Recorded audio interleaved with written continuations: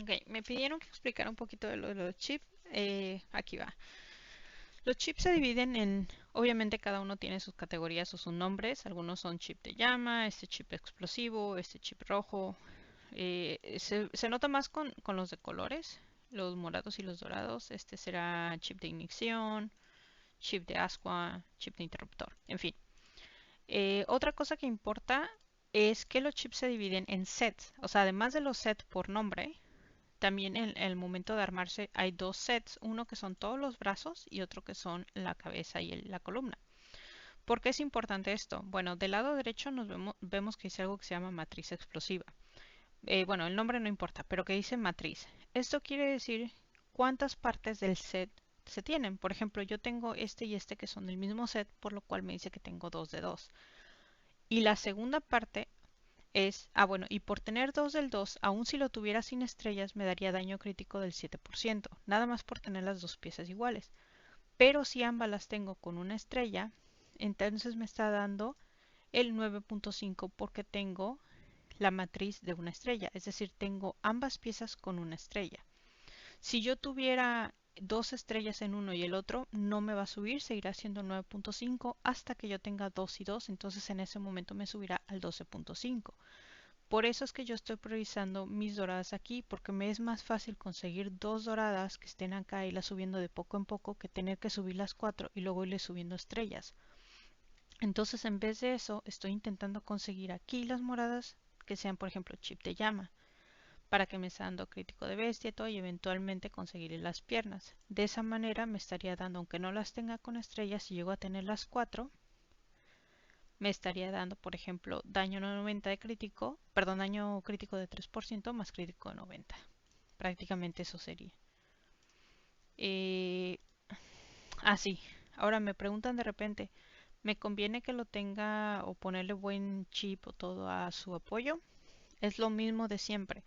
Sí está bien que se tengan el apoyo, pero generalmente se recomienda que nada más sean o azules o las moradas que se vayan sobrando. ¿Por qué? Porque también se ve afectada por la herencia. Ya habíamos dicho que los de apoyo siempre tienen una pérdida de la herencia. Si vemos en los atributos, no, a ver un segundo, acá.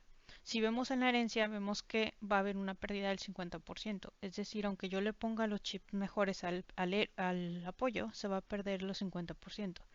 ¿Cómo subimos eso? Ya lo habíamos dicho antes, que es por medio del entrenamiento, del desarrollo, y son estas cosas que vamos subiendo, nada más a un máximo de 70%. Entonces, sí es bueno subírselo al apoyo, pero no dejarle, dijéramos, los morados, siempre priorizar hacer set completos en los importantes. Okay, so I was told to explain a little bit about the chip, base chip system, I don't know. Um, Okay, so to begin with, each of them has a different name. So there are, for example, this one is called Burst, this one is Flame, this one is Red. It doesn't really matter. It's mostly the purple and the gold ones. Why is that important? Okay, there is something called array. So basically, the more chips of the same array you have, the better. So you can create this chip array. So it's saying 2 out of 4. So basically saying that I have these two and that's it. However, in this case, I actually have the two of them. Basically, the way they are divided is by sets. So one set is by these parts, so basically arms and legs, and the second set is the head and the back. So for example, when I select the head, it's telling me you have 2 out of 2. Why? Because I have the same one that have the same name. Now, it's telling you that if I have two of them, without any stars, I will have a critical damage of 7%. If I have both with one star, it's gonna give me a 9.5 critical damage. If I had one with one star and the other one with two, it's not gonna give me an extra, but if I have two with two and two, then I will have 12.5% critical damage extra. Why am I putting the gold ones here? Because for me it's easier to put two and then just upgrade these ones to gold rather than attempt to have four and then upgrade those ones into gold.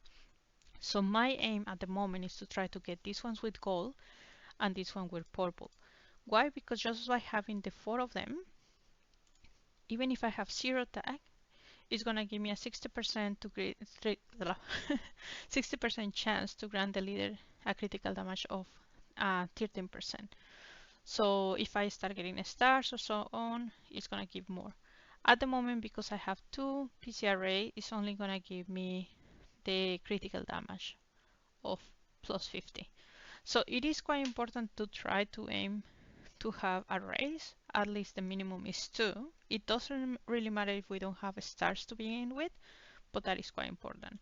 Now, I keep getting asked, what is it important? What do I put on the support? It is and not, because basically it's the same thing. Like, we are gonna lose something through the inheritance.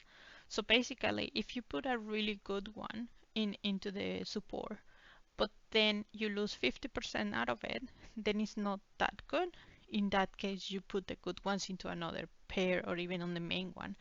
So on the support, what I'm trying to do is, at the moment, I'm putting basically all my leftovers, or I'm trying to put just blue ones just to get like an extra, because yeah, it's gonna benefit the main one, but it's gonna lose that 50%. So yeah, and just a recap, I explained it before, but how do we increase the inheritance? We go by, sorry, wrong one, by develop, and we increase this one. But again, the maximum that you will get is 70%. So yeah, that's pretty much it, and good luck.